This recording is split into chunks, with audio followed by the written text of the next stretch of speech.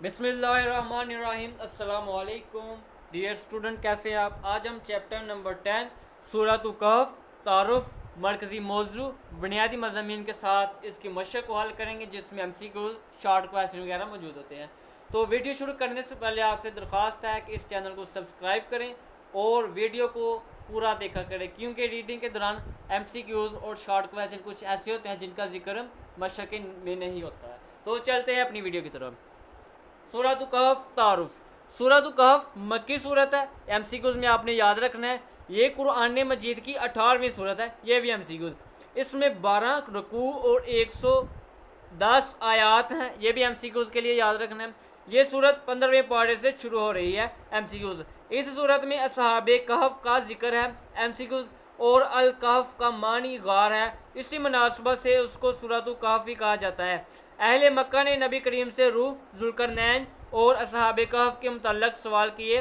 ذوالقرنین اور اصحاب کہف کے بارے میں سورۃ الکہف میں جواب دیا گیا ہے، اور روح سے متعلق جواب سورۃ بنی اسرائیل میں دیا گیا ہے۔ یہ سورت اس وقت نازل ہوئی جب علانیہ دعوت دین کا آغاز ہو چکا تھا۔ اس ابتدائی زمانے میں کفار کے ظلم و ستم کا شکار مسلمانوں کو اصحاب کہف کا واقعہ سنا کر ہمت اور حوصلہ دلایا گیا ہے کہ دعوت اسلام کے عظیم کام میں ہر دور میں داعیان اسلام کو تکالیف اٹھانا پڑی ہیں۔ نبی کریم نے سورۃ الکہف کی فضیلت بیان کرتے ہوئے ارشاد فرمایا، جو شخص جمعہ کے دن سورۃ الکہف پڑھے گا اس کے لیے 2 جمعوں کے درمیان نور روشن کر دیا جائے گا۔ ایک اور موقع پر نبی کریم نے ارشاد فرمایا، جس نے سورۃ الکہف کی ابتدائی 10 آیات یاد کر لی اسے دجال کے فتنہ سے محفوظ کر لیا گیا۔ مرکزی موضوع۔ اس سورت کا مرکزی موضوع انسان کو اس بات کا شعور دلانا ہے کہ اللہ تعالیٰ کی دی ہوئی ہر نعمت میں انسان کی آزمائش ہوتی ہے، اور آزمائش میں پورا اترنے والا ہی حقیقی معنوں میں بندہ مومن کہلاتا ہے۔ بنیادی مضامین۔ سورۃ الکہف کا پہلا رکوع سورت مبارکہ کے مقدمے کی حیثیت رکھتا ہے، جس میں نبی کریم کو تسلی دی گئی ہے کہ آپ ان مشرکین کی وجہ سے خود کو غم میں مبتلا نہ کریں۔ راہ حق میں پیش آمدہ مشکلات کے حوالے سے مسلمانوں کو تسلی دیتے ہوئے اصحاب کہف کا واقعہ سنایا گیا ہے۔ یہ لوگ صاحب ایمان تھے، بادشاہ کے ظلم و ستم سے تنگ آ کر اپنا ایمان بچانے کے لیے انہوں نے ایک غار میں جا کر پناہ لی۔ اللہ تعالیٰ نے ان پر نیند طاری فرما دی، اس کے بعد ان کو اٹھا دیا گیا۔ اصحاب کہف 309 سال تک غار میں سوئے رہے، ایم سی کیوز میں آپ نے یاد رکھنا ہے۔ یہ واقعہ ان لوگوں کے لیے دلیل تھا جو مرنے کے بعد دوبارہ اٹھائے جانے کا انکار کر رہے تھے۔ اصحاب کہف کا ذکر کر کے نصیحت کی گئی ہے کہ اہل ایمان کے ساتھ اپنے تعلق کو مضبوط رکھیں اور غافل لوگوں سے اپنے آپ کو دور رکھیں۔ اللہ تعالیٰ کا شکر ادا کرنے کی اہمیت کو مثال دے کر واضح کیا گیا ہے۔ سورۃ الکہف میں دنیا کی بے ثباتی اور عارضی ہونے کو مثال دے کر بیان کیا گیا ہے۔ سورۃ الکہف میں حضرت موسیٰ علیہ السلام اور اللہ تعالیٰ کے نیک بندے کی ملاقات کا تذکرہ کیا گیا ہے۔ حضرت موسیٰ علیہ السلام نے حضرت خضر علیہ السلام سے ملاقات کی، کچھ وقت ان کے ساتھ گزارا اور حضرت خضر علیہ السلام کے کچھ امور یعنی کشتی میں سوراخ کرنا، بچے کو قتل کرنا اور دیوار مرمت کرنا دیکھے تو اپنی تشویش کا اظہار کیا، جس پر حضرت خضر علیہ السلام نے تمام باتوں کی وضاحت کرتے ہوئے توجیہ بیان فرما دی اور فرمایا کہ یہ تمام امور اللہ تعالیٰ کی طرف سے دیے گئے حکم کی تعمیل میں انجام دیے گئے ہیں۔ سورۃ الکہف میں ذوالقرنین کا تذکرہ ہے، اور ذوالقرنین کا معنی 2 کناروں والا ہے۔ ذوالقرنین عدل کرنے والے اور اللہ تعالیٰ اور آخرت پر ایمان رکھنے والے حکمران تھے۔ ذوالقرنین نے یاجوج اور ماجوج کو زمین میں قتل و غارت اور فساد پھیلاتے ہوئے دیکھا تو انہیں پہاڑوں کے درمیان لوہے اور تانبے سے ایک مضبوط دیوار بنا کر قید کر دیا۔ قرب قیامت یعنی یاجوج و ماجوج آزاد ہوں گے اور زمین میں فساد پھیلائیں گے۔ یہ فساد قیامت کی نشانیوں میں سے ایک نشانی ہے۔ سورۃ الکہف کے آخر میں نبی کریم کو مخاطب کرتے ہوئے ارشاد فرمایا گیا ہے کہ آپ ان کو بتا دیں کہ سب سے زیادہ خسارے والا وہ ہے جو دنیا کے پیچھے پڑا، اللہ تعالیٰ کے ذکر اور قیامت کے دن اللہ تعالیٰ سے ملاقات یعنی آخرت کا منکر ہو گیا۔ ایسے لوگوں کے لیے جہنم ہے، جو لوگ ایمان لائے اور نیک اعمال کیے ان کے لیے جنت الفردوس کی نعمتیں ہوں گی۔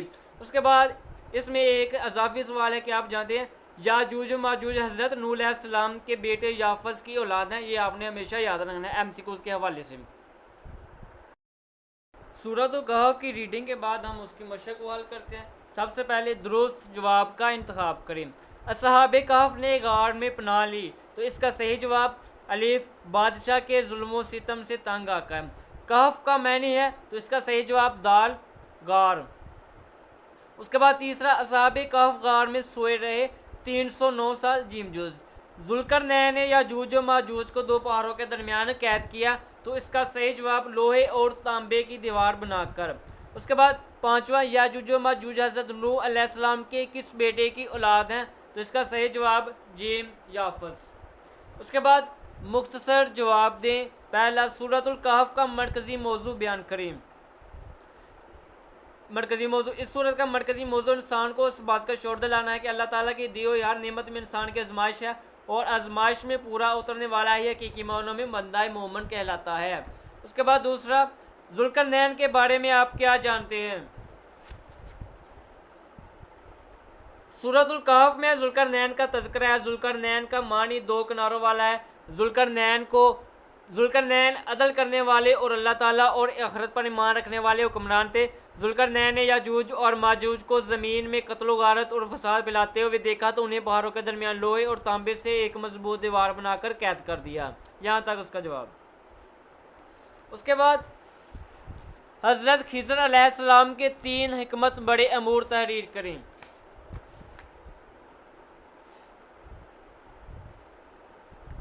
اس کا پہلا امور تھا کشتی میں سوراخ کرنا، دوسرا بچے کو قتل کرنا، اور دیوار مرمت کرنا۔ یہ 3 امور تھے، کشتی میں سوراخ، بچے کو قتل اور دیوار مرمت کرنا۔ یہاں تک اس کا جواب ہے۔ اس کے بعد سورۃ الکہف میں اصحاب کہف کا واقعہ ذکر کرنے کا مقصد کیا ہے؟ اس کا جواب یہاں سے شروع ہوگا۔ اصحاب کہف کا ذکر کر کے نصیحت کی گئی ہے کہ اہل ایمان کے ساتھ اپنے تعلق کو مضبوط رکھیں اور غافل لوگوں سے اپنے آپ کو دور رکھیں۔ اس کے بعد 5واں سوال ہوگا، یاجوج و ماجوج سے کیا مراد ہے؟ تو اس کا جواب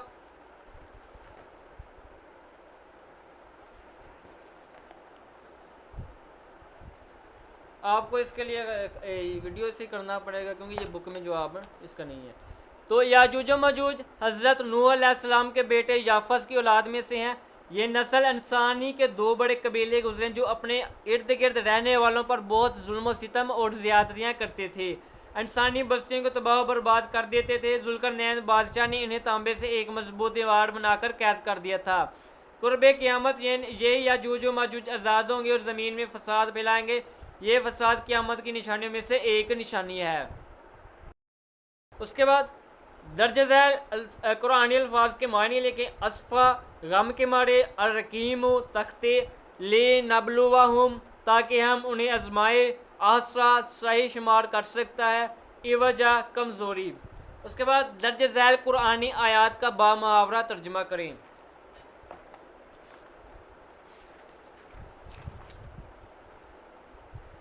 پہلی میں 1 سے لے کر 4 تک آیت کا ترجمہ کرنا ہوگا۔